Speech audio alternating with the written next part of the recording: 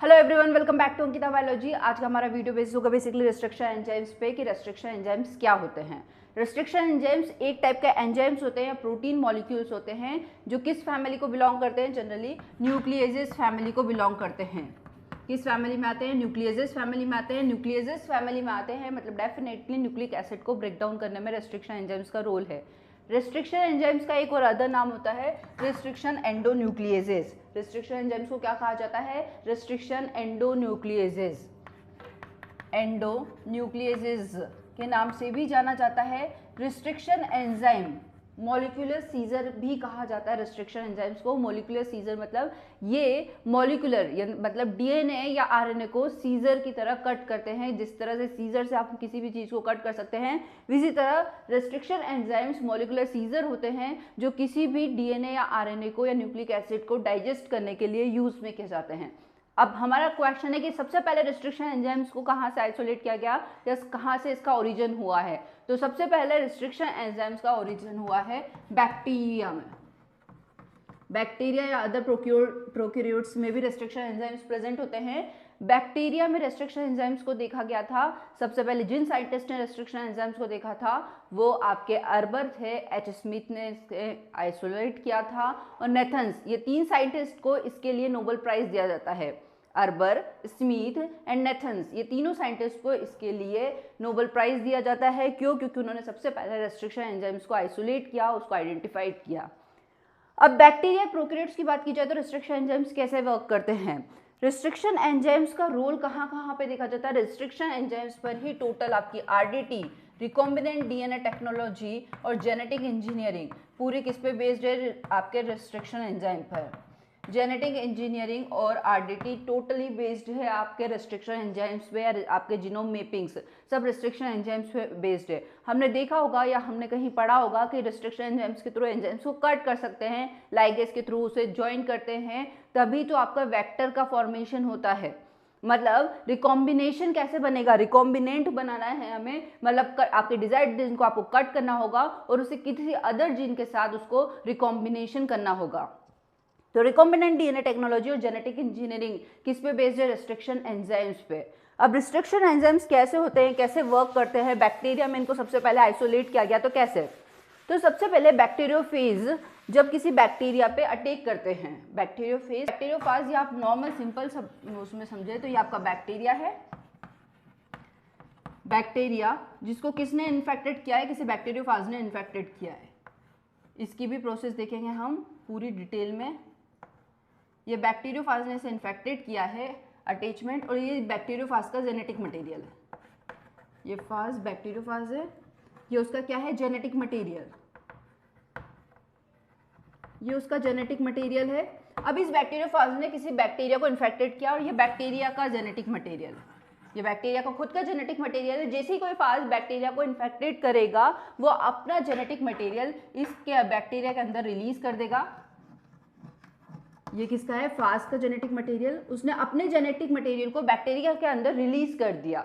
अब ये जो है ये इसको इन्फेक्टेड कर सकता है, मतलब बैक्टीरिया को इन्फेक्टेड कर सकता है, बिल्कुल कर सकता है। बैक्टीरियोफाज है वो बैक्टीरिया को इन्फेक्टेड कर सकता है, बट इस कंडीशन में साइंटिस्ट ने देखा कि बैक्टीरिया इन्फेक्टेड नहीं होता है जब पहले फाज का जो जीनोम है वो डिग्रेड हो जाता है या उसका डाइजेशन हो जाता है। मतलब डेफिनेटली बैक्टीरिया के अंदर कोई ऐसा एंजाइम प्रेजेंट है, कोई ऐसा मॉलिक्यूल प्रेजेंट है जो इस फाज के जीनोम का डिग्रेडेशन कर देता है। वो एंजाइम या वो मॉलिक्यूल क्या कहलाता है? आपका restriction enzyme, RE, restriction enzyme. अब आपको समझ में आएगा इसको रेस्ट्रिक्शन एंजाइम क्यों कहा जाता है। क्योंकि ये जो एंजाइम्स होता है ये वायरल या फाज जीनोम को रेप्लिकेट करने के लिए रेस्ट्रिक्टेड होता है। आई होप ध्यान से समझिएगा। रेस्ट्रिक्शन एंजाइम्स क्यों कहा इसे? क्योंकि ये एक ऐसा मॉलिक्यूल या एक ऐसा एंजाइम है जो किसी वायरस या वायरल डीएनए या फाज का डीएनए, मतलब किसी भी अदर फॉरेन पार्टिकल का डीएनए को रेप्लिकेट खुद की बॉडी के अंदर, होस्ट के अंदर रेप्लिकेट करने को इनहिबिट करता है, रेस्ट्रिक्टेड है कि इसका डीएनए मेरी बॉडी के अंदर रेप्लिकेट नहीं होगा। बैक्टीरिया ये होस्ट है आपका, इसके डीएनए या इसका जेनेटिक मटेरियल, फास्ट का जेनेटिक मटेरियल होस्ट की बॉडी में रेप्लिकेट नहीं होगा, उसके लिए रेस्ट्रिक्टेड है। किसने रेस्ट्रिक्टेड करके रखा है इसको? जो बैक्टीरिया के अंदर एक बैक्टीरियम एंजाइम या बैक्टीरियम मॉलिक्यूल प्रेजेंट था, जिसे क्या कहा जाता है? रेस्ट्रिक्शन एंडोन्यूक्लिएजेस। वो क्या कहलाता है आपका? रेस्ट्रिक्शन एंडोन्यूक्लिएजेस प्रेजेंट है, जो इसको रेप्लिकेट नहीं होने दे रहे, उसको रेस्ट्रिक्टेड करके रखा है। इसी कारण इसको क्या कहा जाता है? Restriction enzyme. ठीक है, अब क्या रेस्ट्रिक्शन एंजाइम्स इस फास्ट के डीएनए को रैंडमली कट कर देगा? नहीं। रेस्ट्रिक्शन एंजाइम्स का एक प्रॉपर्टी है बेसिकली कि वो एक पर्टिकुलर साइट पे ही, एक पर्टिकुलर रेस्ट्रिक्शन साइट, जिसे क्या कहा जाएगा? रेस्ट्रिक्शन साइट या रिकॉग्निशन साइट के अकॉर्डिंग ही कट करता है। एक पर्टिकुलर रेस्ट्रिक्शन साइट या रिकॉग्निशन साइट के अकॉर्डिंग ही कट करेगा। यदि वो जरूरी नहीं है कि रिकॉग्निशन साइट अगर यही है तो डीएनए या एंजाइम्स उसको यहीं पर एंजाइम्स उसको यहीं पर कट करे। हो सकता है वो अप स्ट्रीम या डाउन स्ट्रीम डीएनए में उसको कट कर सकता है, वो हम नेक्स्ट वीडियो में डिटेल में पढ़ेंगे। अभी सिंपल से समझिएगा, जब किसी फाज ने या वायरल ने बैक्टीरिया को इन्फेक्टेड किया, मतलब उसने अपना जेनेटिक मटेरियल बैक्टीरिया के अंदर इंजेक्ट कर दिया। जैसे ही जेनेटिक मटेरियल बैक्टीरिया के अंदर आएगा, होस्ट क्या करेगा? ये वायरल डीएनए इसको इन्फेक्टेड कर देना चाहिए था होस्ट के डीएनए को, बट ऐसा नहीं हुआ। साइंटिस्ट ने देखा कि ऐसा नहीं हुआ, तो कुछ टाइम के बाद वायरल का जीनोम या फास्ट जीनोम जो था उसका डाइजेशन हो गया, वो डिग्रेड हो गया है, वो छोटे छोटे फ्रेगमेंट्स में डिग्रेड हो गया, उसका डाइजेशन हो गया, उसका कंप्लीट डाइजेशन। बट ये कैसे हुआ? तो बैक्टीरिया के अंदर एक एंजाइम या एक मॉलिक्यूल देखा गया, number of restriction enzymes present थे बैक्टीरिया के अंदर। वो रेस्ट्रिक्शन एंजाइम्स क्या करते थे? वायरल के डीएनए को या होस्ट या फास्ट के जीनोम का डाइजेशन कर देते, उसका कंप्लीट डाइजेशन, उसको ब्रेक डाउन कर देते स्मॉल फ्रेगमेंट्स में। वो कहाँ से कट करते थे? उस साइड को। कोई भी आपका बैक्टीरिया, ये डीएनए है, यदि कोई एंजाइम्स उस पर अटैक कर रहा है न्यूक्लियसेस, तो उसे फ्रेगमेंटाइज करेगा, तो एक पर्टिकुलर सीक्वेंस पे कट करेगा। ध्यान रखिए, ऐसा नहीं कि रैंडम कट कर देंगे, हर एक रेस्ट्रिक्शन एंजाइम्स की एक सीक्वेंस है। फॉर एग्जांपल इको R1 आपने हमेशा सुना होगा।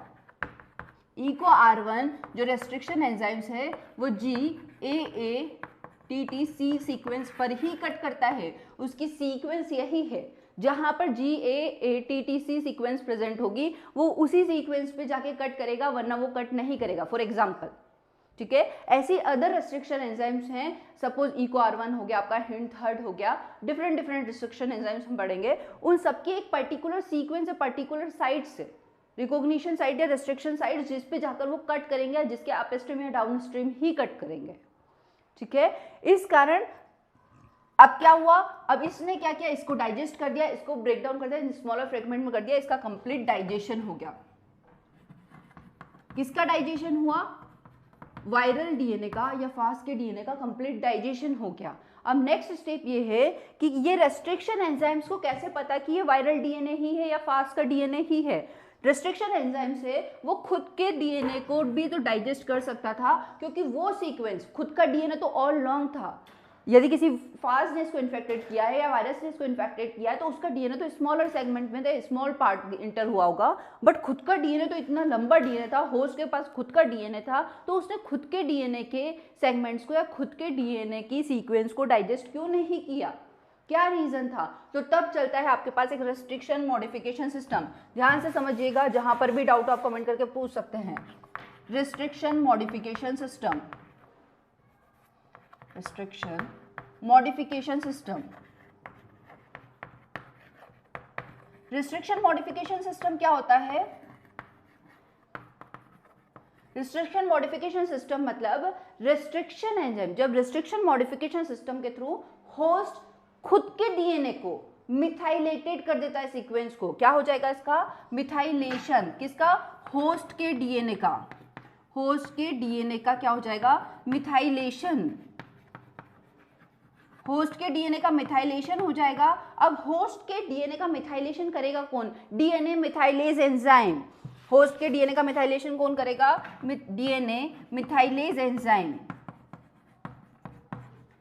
DNA methylase enzyme. ये डीएनए मिथाइलेज एंजाइम क्या करता है? खुद के, मतलब बैक्टीरिया डीएनए मिथाइलेज एंजाइम के थ्रू खुद के अपने जेनेटिक मटेरियल का या खुद के डीएनए का क्या करा लेते हैं, मिथाइलेशन करा लेता है, उसके नाइट्रोजनस बेस पे मिथाइल ग्रुप जाके ऐड हो जाते हैं। जैसे ही मिथाइल ग्रुप ऐड हो जाएंगे, अब रेस्ट्रिक्शन डाइजेशन, सपोज यहाँ पे इसके मिथाइल ग्रुप ऐड होते गए, अब रेस्ट्रिक्शन एंजाइम्स को पता पड़ गया कि इस एंजाइम्स को रेस्ट्रिक्शन एंजाइम्स मिथाइलेटेड जीनोम का डाइजेशन नहीं करेगा, उसके पास प्रॉपर्टी है कि वो मिथाइलेटेड जीनोम को डाइजेस्ट नहीं करता है, वो उसी जीनोम को डाइजेस्ट करेगा जो क्या है, मिथाइलेटेड नहीं है। ये उसके क्या है, बेसिकली उसकी सिग्नेचर सीक्वेंस कह सकते हैं आप, उसकी यूनिक प्रॉपर्टी है रेस्ट्रिक्शन एंजाइम्स की कि रेस्ट्रिक्शन एंजाइम्स मिथाइलेटेड जीनोम को डाइजेस्ट नहीं करेगा। इस कारण होस्ट क्या करता है, रेस्ट्रिक्शन मॉडिफिकेशन सिस्टम के थ्रू डीएनए मिथाइलेज खुद के जीनोम का मिथाइलेशन करा देता है, ताकि अब वो केवल किस डीएनए को ही आपका डाइजेस्ट करेगा, जो वायरल डीएनए या फास्ट का डीएनए उसकी बॉडी में इंटर कर गया। इसी कारण वो कंप्लीट डाइजेशन किसका कर देता है, आपके फास्ट के जीनोम का कंप्लीट डाइजेशन कर देता है, और खुद को क्या कर लेता है, अपनी बॉडी को या कह देता है होस्ट को सेफ रखता है।